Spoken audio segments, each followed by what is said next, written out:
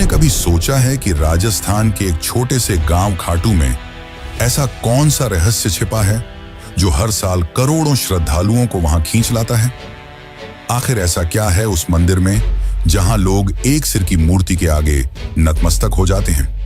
क्या आपने कभी सुना है कि किसी व्यक्ति ने युद्ध में जाने से पहले अपना सिर दान कर दिया हो और वो सिर बिना शरीर के पूरी महाभारत का युद्ध देखता रहा, और यही सिर आज खाटू धाम में एक भगवान के रूप में पूजित है? यह कहानी कोई साधारण देवता की नहीं, यह कहानी है बारबरीक की, घटोत्कच के पुत्र की, एक ऐसे वीर की जिसे श्री कृष्ण ने स्वयं कलयुग का भगवान घोषित किया था। लेकिन सवाल यह है, क्यों? बर्बरीक ने ऐसा क्या किया कि कृष्ण को उनका सिर मांगना पड़ा? और क्या सच में खाटू श्याम वही बारबरीक हैं?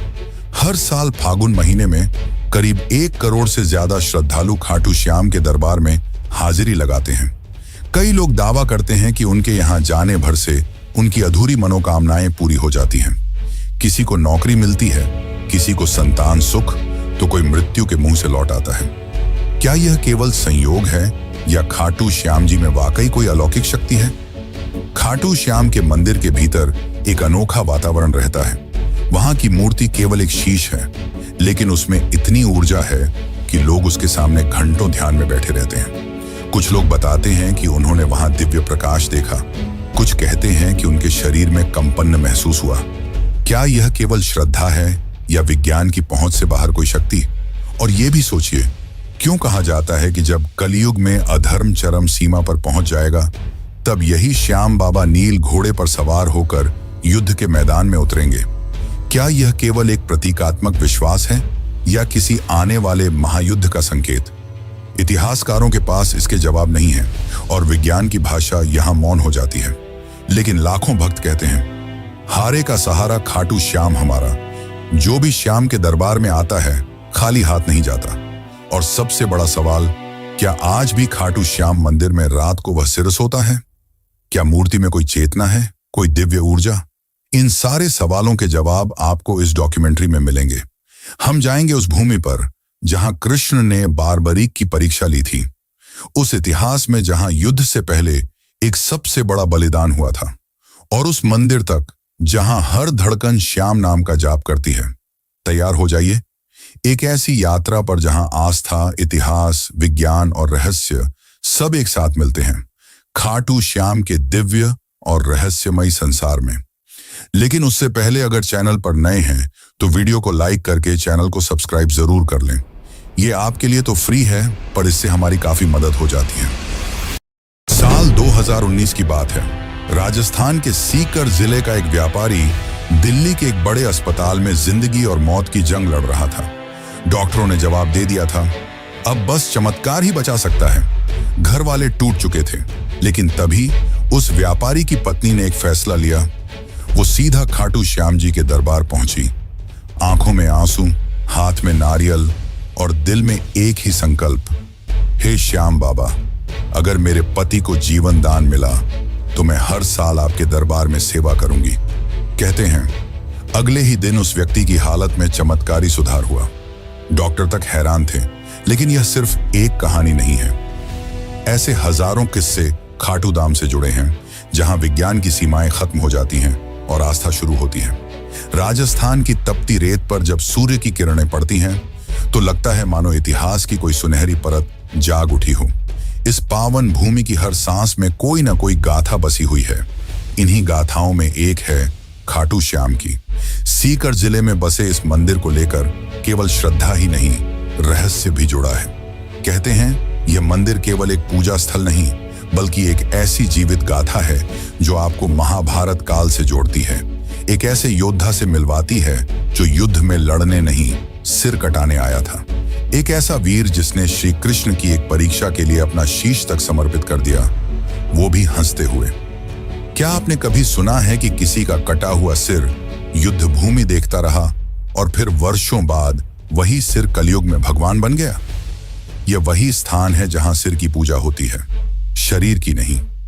जहां मंदिर के गर्भगृह में कोई सामान्य मूर्ति नहीं, बल्कि एक ऐसा सिर विराजमान है जिसे वर्षों तक जमीन के नीचे दबा रखा गया था। क्या वाकई वह कुंड जहां से यह मूर्ति निकली आज भी दिव्य ऊर्जा से भरा हुआ है। और यह कैसे संभव है कि उस कुंड में जल का स्रोत किसी को नहीं मालूम, फिर भी वह कभी सूखता नहीं? मंदिर के भीतर कुछ विशेष परंपराएं निभाई जाती हैं, जैसे निशान चढ़ाना।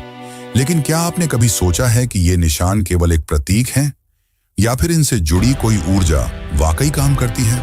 हजारों लोग दावा करते हैं कि उन्होंने खाटू श्याम से कुछ मांगा, निशान चढ़ाया, और फिर वो चमत्कार हुआ जिसे वो खुद भी नहीं समझ सके। क्या ये केवल संयोग था या किसी अदृश्य शक्ति की कृपा? इतना ही नहीं, मंदिर से कुछ दूरी पर स्थित है एक प्राचीन शिवलिंग, जिसे औरंगजेब ने तोड़ने की कोशिश की थी। लेकिन कहते हैं जैसे ही उसके सैनिकों ने उस पर वार किया, कुछ ऐसा घटा कि पूरा लश्कर डर के मारे पीछे हट गया।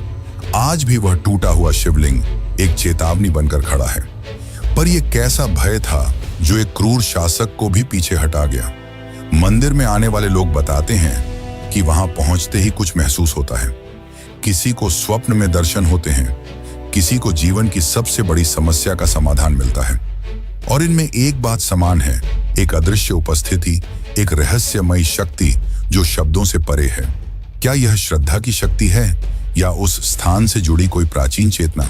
और शायद सबसे चौंकाने वाली बात यह है कि खाटू श्याम मंदिर के भक्त सिर्फ भारत तक सीमित नहीं, इंग्लैंड, अमेरिका, ऑस्ट्रेलिया जैसे देशों से भी लोग यहाँ निशान यात्रा करने आते हैं।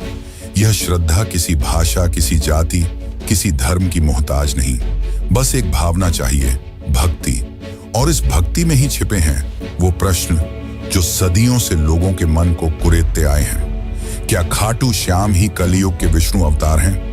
क्या वो सच में नील घोड़े पर सवार होकर अंतिम युद्ध में उतरेंगे? क्या वो प्रतिमा सच में चेतन है?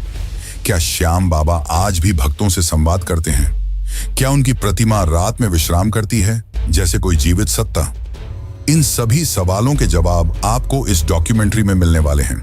और साथ ही हम जानेंगे कि आप कैसे खाटू श्याम की यात्रा कर सकते हैं और आपको कब यहां जाना चाहिए।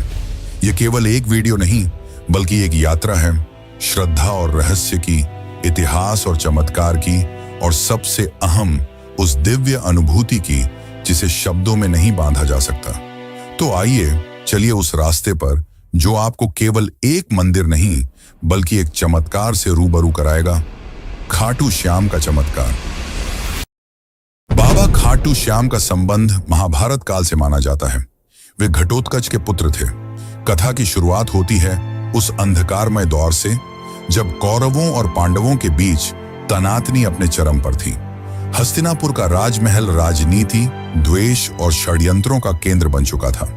दुर्योधन के मन में पांडवों के प्रति द्वेष दिन ब दिन बढ़ता जा रहा था। उसे यह भय सताने लगा था कि यदि युधिष्ठिर को राज्य मिला तो भविष्य में कौरवों की सत्ता समाप्त हो जाएगी और वह स्वयं एक सेवक बनकर रह जाएगा।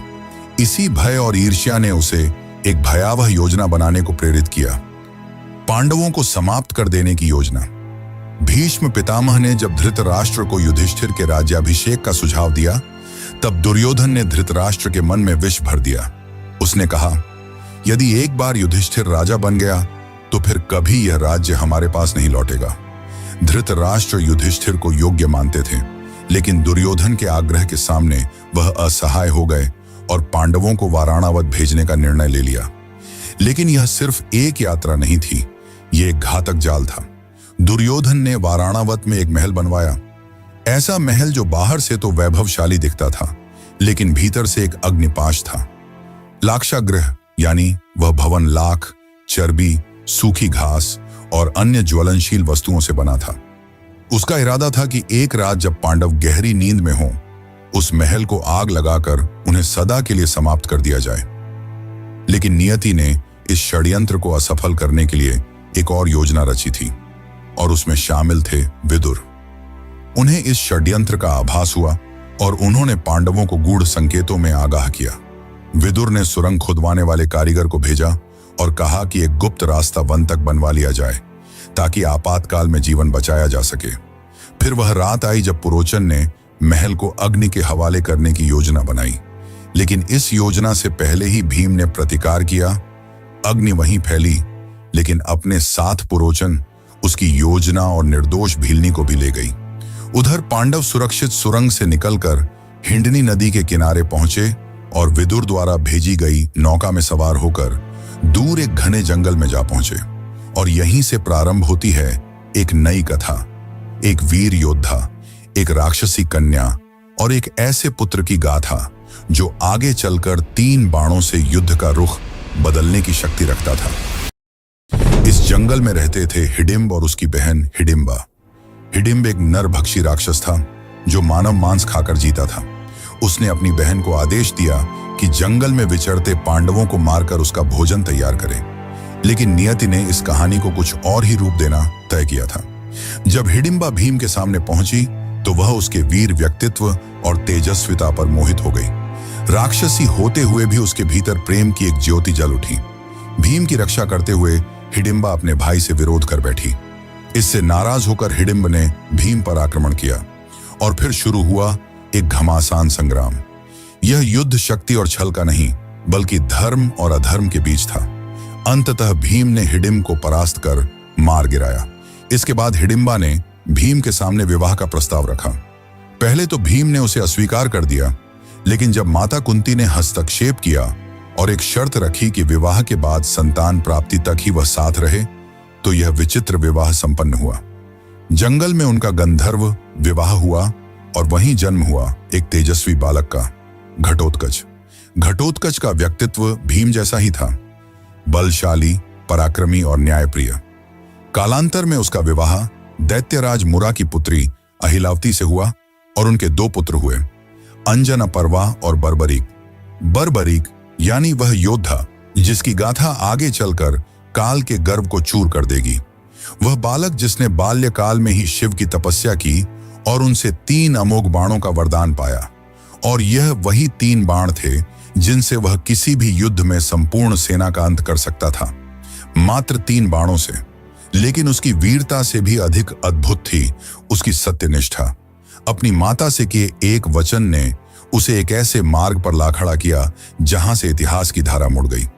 वह वचन था, मैं सदा हारे की ओर से युद्ध करूंगा।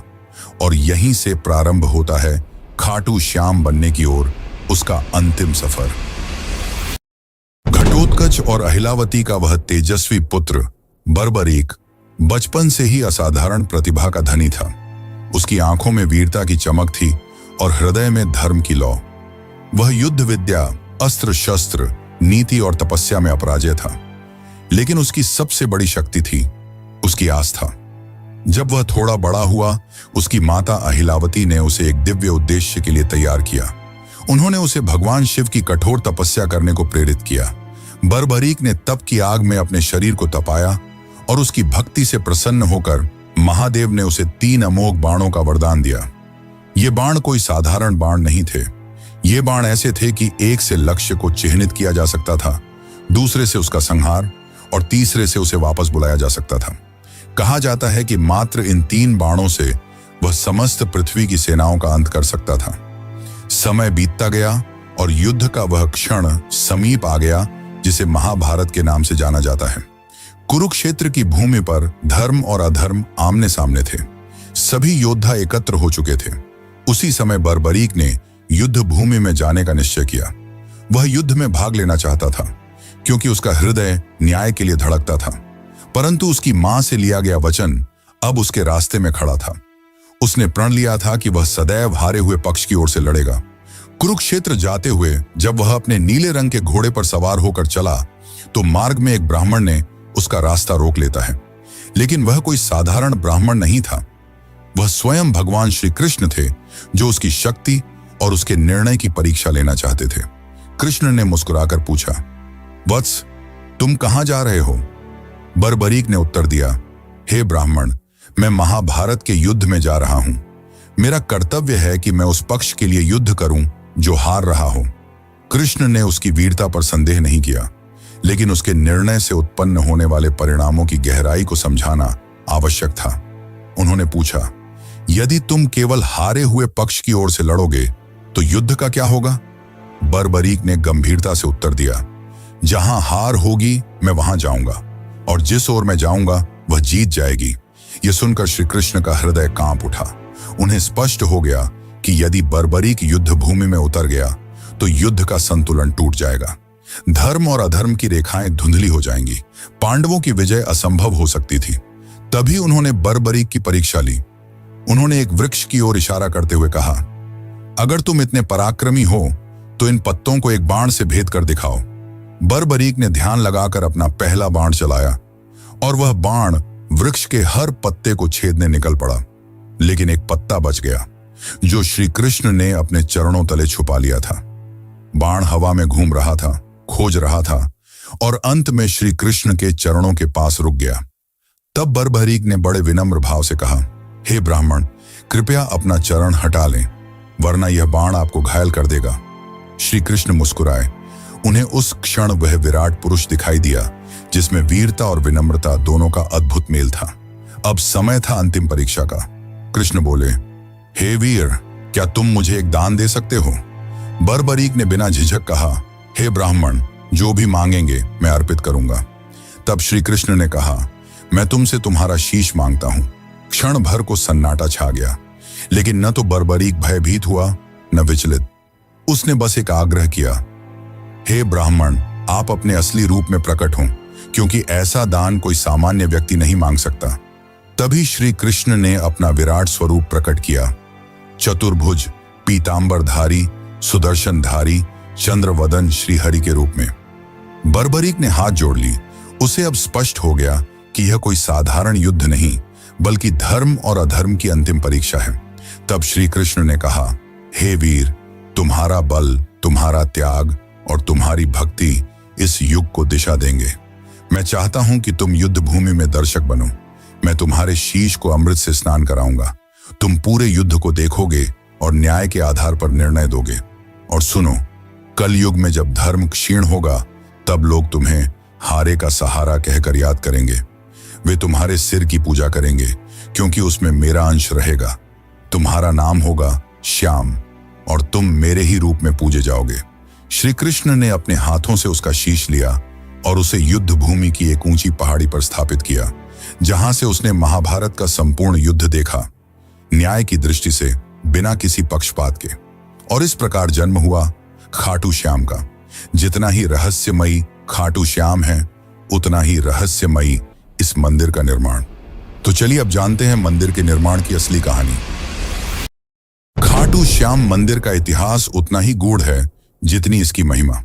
जब जब कालखंड चुप रहता है, तब तब कोई स्थल, कोई घटना, कोई संकेत स्वयं बोल उठता है। और खाटू श्याम धाम का निर्माण भी एक ऐसी ही पुकार से आरंभ होता है। यह केवल ईंट और पत्थरों की रचना नहीं थी, बल्कि यह उस अलौकिक चेतना की पुनः अभिव्यक्ति थी जो कलयुग में मानवता का अंतिम सहारा बनकर अवतरित हुई। इस पावन मंदिर की नींव उस क्षण पड़ी जब राजस्थान की तपती धरती पर एक असामान्य घटना घटी। कहते हैं यह कोई मंदिर स्थल नहीं था, न ही कोई पवित्र तीर्थ, बल्कि सीकर जिले का एक साधारण सा गांव खाटू। पर एक दिन जैसे स्वयं भगवान ने उस भूमि को पुकारा हो, एक गाय चढ़ते चढ़ते एक विशेष स्थान पर पहुंची और बिना किसी कारण उसके थन्नों से दूध बहने लगा। यह घटना कोई संयोग नहीं थी, यह प्रकृति की चेतावनी थी कि उस धरती के गर्भ में कोई अलौकिक सत्य छुपा है। जैसे जैसे यह बात गांव में फैली, जिज्ञासा बढ़ती गई। ग्रामीणों ने मिलकर उस स्थान की खुदाई करने का निर्णय लिया और जब मिट्टी की परतें हटती चली गईं, तब वहां से निकला एक दिव्य सिर, एक चमत्कारी मुखाकृति जो देखने में साधारण नहीं बल्कि पूर्ण रूप से तेजस्वी और अलौकिक प्रतीत होती थी। उस सिर के साथ कोई आवाज नहीं थी, कोई शब्द नहीं थे, लेकिन फिर भी मानो उसने सबको पुकारा, एक मौन संवाद की तरह। ग्रामीणों ने उस सिर को एक सम्मानित ब्राह्मण को सौंप दिया। उन्होंने उसे अपने घर ले जाकर श्रद्धा से पूजन करना प्रारंभ किया, बिना यह जाने कि आगे क्या करना है। कई दिन बीते। पूरा गांव प्रतीक्षा में था कि अब इस दिव्यता का मार्गदर्शन कौन करेगा। तभी उस रात्रि को खाटू के तत्कालीन शासक राजा रूप सिंह चौहान को एक दिव्य स्वप्न आया, जिसमें स्वयं श्याम बाबा ने आदेश दिया कि मेरे इस स्वरूप के लिए एक मंदिर का निर्माण करो। अब मैं इस स्थान पर वास करना चाहता हूं। समय आ गया है। राजा की आंख खुली और उनके अंदर किसी और ही ऊर्जा का संचार हो चुका था। सुबह होते ही उन्होंने अपने शिल्पियों और पुरोहितों को बुलाया और उस स्थान पर एक भव्य मंदिर के निर्माण का आदेश दिया। इतिहासकार मानते हैं कि यह वर्ष 1027 ईस्वी का काल था, जब फाल्गुन शुक्ल एकादशी के पावन दिन, ठीक उसी दिन जब बाद में खाटू श्याम का विशाल मेला लगने लगा, उस दिव्य मस्तक की प्रतिष्ठा विधिवत की गई। इसके साथ ही खाटू नामक यह गांव, जिसने कभी कोई विशेष धार्मिक पहचान नहीं रखी थी, देखते ही देखते आस्था का केंद्र बन गया। मंदिर का प्रारंभिक निर्माण अत्यंत साधारण था, ईंट, चूना और सीमित शिल्पकारी के साथ, लेकिन समय जैसे जैसे बीतता गया, इसकी महिमा फैलती चली गई। लोगों ने चमत्कार अनुभव किए, बीमारियां ठीक हुईं, बंजर को संतान मिली, भटके हुए रास्ता पा गए, और इन चमत्कारों की साक्षी बनती रही वो मूर्ति जो आज भी उसी गर्भगृह में विराजती है। लगभग 7 शताब्दियों के बाद 1720 ईस्वी में जब खाटू क्षेत्र मारवाड़ रियासत के अधीन आया, तब वहां के प्रभावशाली दीवान अभय सिंह को भी खाटू श्याम बाबा ने स्वप्न में आदेश दिया। उन्होंने इस मंदिर का भव्य रूप में जीर्णोद्धार करवाया। संगमरमर की नक्काशी, सोने चांदी से अलंकृत द्वार और विशेष प्रकार के दुर्लभ पत्थरों से गर्भगृह की सज्जा की गई। यह वही मूर्ति है जो आज भी खाटू के मंदिर में स्थापित है, और मान्यता है कि यह किसी साधारण पत्थर की नहीं, बल्कि कृष्णकालीन श्याम वर्ण चित्त की प्रतीक शिला की है। मंदिर का वास्तु भी अद्भुत है। इसके शिखर पर लहराता ध्वज बाबा के उस संकल्प का प्रतीक है जो उन्होंने महाभारत युद्ध के पूर्व कृष्ण से किया था। मैं उस ओर रहूंगा जो धर्म की ओर होगा। और गर्भगृह की शांति एक ऐसी अनुभूति देती है कि मानो स्वयं श्याम बाबा आपकी सांसों की गति पढ़ रहे हों। खाटू श्याम मंदिर आज न केवल एक धार्मिक स्थल है, बल्कि एक जीवित परंपरा है। फाल्गुन मेला, लक्खी यात्राएं, निशान यात्रा, खाटू नरेश के जयकारे और वो भजन, श्याम तेरी बंसी पुकारे राधा नाम, ये सब मिलकर इस मंदिर को केवल एक स्थान नहीं, बल्कि एक आध्यात्मिक ऊर्जा का केंद्र बनाते हैं। कई विद्वान मानते हैं कि यह मंदिर इतिहास और अध्यात्म के बीच का एक जीवन संगम है। जहां सिर्फ दर्शन नहीं होते, वहां एक भरोसा जन्म लेता है कि जब कोई हारा हुआ इस दरबार में आता है, तो बाबा उसे फिर से जीवन से जोड़ देते हैं। तो जब अगली बार आप खाटू श्याम के दर्शन करें, तो सिर झुकाएं, केवल एक मन्नत के लिए नहीं, बल्कि उस त्याग के लिए जिसने युद्ध छोड़कर सेवा चुनी, और उस धरोहर के लिए जिसने कलयुग में भी भक्तों को विश्वास से जोड़े रखा। खाटू धाम में जहां एक ओर बाबा श्याम का भव्य मंदिर भक्तों की श्रद्धा का केंद्र बना हुआ है, वहीं इस स्थान का सबसे रहस्यमयी और चमत्कारिक स्थल है श्याम कुंड। यह कोई साधारण जलाशय नहीं, बल्कि एक ऐसी पवित्र सरिता है जिसे स्वयं बाबा श्याम के शीश से जुड़ा हुआ माना जाता है। मान्यता है कि जब उस दिव्य मस्तक को धरती की गर्त से निकाला गया था, ठीक उसी स्थान पर यह कुंड प्रकट हुआ, और तभी से यह कुंड केवल जल का स्रोत नहीं रहा, यह बना भक्तों की आत्मा को शुद्ध करने वाला एक अलौकिक स्नान तीर्थ। कहते हैं इस कुंड में डुबकी लगाने मात्र से जीवन भर के पाप मिट जाते हैं। श्रद्धालु जब यहाँ आते हैं तो आंखों में आंसू, हाथ जोड़कर सीने में उम्मीद और आत्मा में पश्चाताप लेकर श्याम कुंड की ओर बढ़ते हैं। हर डुबकी, हर प्रार्थना एक कहानी होती है, किसी की टूटी उम्मीद जुड़ने की, किसी की बिगड़ी तकदीर सुधरने की। कुंड का जल सदा शांत, ठंडा और निर्मल रहता है, मानो खुद बाबा श्याम उसमें समाये हों। इस कुंड को लेकर एक और बात इसे पूरी तरह रहस्य से भर देती है। आज तक कोई यह निश्चित नहीं कर पाया कि इसका जल आता कहां से है। वैज्ञानिक दृष्टिकोण से जब भी इसे परखा गया, इसकी कोई स्पष्ट जलधारा न तो ऊपर से आती दिखी, न नीचे से कोई स्रोत मिला, पर फिर भी कुंड हमेशा लबालब रहता है, और इसीलिए लोग कहते हैं कि इसका जल पाताल लोक से आता है। ये बात सुनने में कल्पना जैसी लगती है, लेकिन जब आप वहां खड़े होकर चारों ओर देखेंगे और महसूस करेंगे कि कोई स्रोत न होते हुए भी जल लगातार बना रहता है, तब एक अलौकिक सिहरन आपके भीतर दौड़ जाती है। यह कुंड अपने आप में एक मौन चमत्कार है, जो सिर्फ आंखों से नहीं, हृदय से महसूस किया जा सकता है। श्याम कुंड से कुछ ही दूरी पर स्थित है दो और पवित्र स्थल, गौरी शंकर मंदिर और गोपीनाथ मंदिर। इनमें से गौरी शंकर मंदिर के साथ जुड़ी एक कथा दिल को झकझोर कर रख देती है। यह घटना तब की है जब मुगल सम्राट औरंगजेब की सेना ने इस पावन स्थल को निशाना बनाया था। धार्मिक स्थलों को नष्ट करना उसकी नीति थी और खाटू भी उसकी लिस्ट में आ गया था। उसकी सेना जब इस मंदिर को गिराने पहुंची तो सबसे पहले शिवलिंग पर भालों से प्रहार किया गया, परंतु उस क्षण कुछ ऐसा घटित हुआ जिसे देखकर सैनिकों की रूह कांप उठी। जैसे ही भाले शिवलिंग से टकराए, वहां से रक्त की धार फूट पड़ी। यह कोई कल्पना नहीं थी। वहां उपस्थित सैकड़ों लोगों ने स्वयं अपनी आंखों से वह दृश्य देखा। यह मानो शिवजी का प्रत्यक्ष आक्रोश था जो उन्हें अपनी रक्षा के लिए जगाना पड़ा। सैनिक घबरा गए, उनके हाथ कांपने लगे और वे डर के मारे वहीं से भाग खड़े हुए। और आज भी सैकड़ों साल बीत जाने के बाद भी उस शिवलिंग पर भाले के निशान स्पष्ट रूप से देखे जा सकते हैं। वो घाव जो उस दिन धर्म की रक्षा में स्वयं भगवान ने झेले थे। इस घटना के बाद किसी भी आक्रमणकारी की हिम्मत नहीं हुई कि वह इस धाम की ओर आंख उठाकर भी देखे। राजस्थान की राजधानी जयपुर से लगभग 80 किलोमीटर दूर स्थित यह खाटू धाम आज भले ही भक्तों का तीर्थ है, पर हर ईंट, हर दीवार, हर मोड़ किसी चमत्कार, किसी त्याग और किसी पुकार की कहानी कहती है। यहाँ केवल यात्रा नहीं होती, यहाँ होता है एक आध्यात्मिक विसर्जन, जहाँ लोग अपने भूतकाल, अपने कर्म, अपने दुखों को छोड़कर वापस एक नए जीवन के साथ लौटते हैं। इस धाम तक पहुंचने के लिए अक्सर रिंग्स के मार्ग की सिफारिश की जाती है और यह रास्ता भी प्रतीक बन जाता है उस भावनात्मक यात्रा का। तो चलिए अब मैं आपको लेकर चलता हूं एक ऐसी यात्रा पर जो सिर्फ पैरों से नहीं बल्कि दिल से पूरी की जाती है। यह यात्रा है खाटू श्याम जी के दरबार की, जो आपको भीतर तक छू जाती है।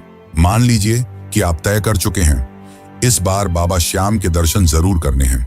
आप सुबह सुबह अपने घर से निकलते हैं, दिल में एक अजीब सी हलचल लिए, जैसे कोई आपको खींच रहा हो।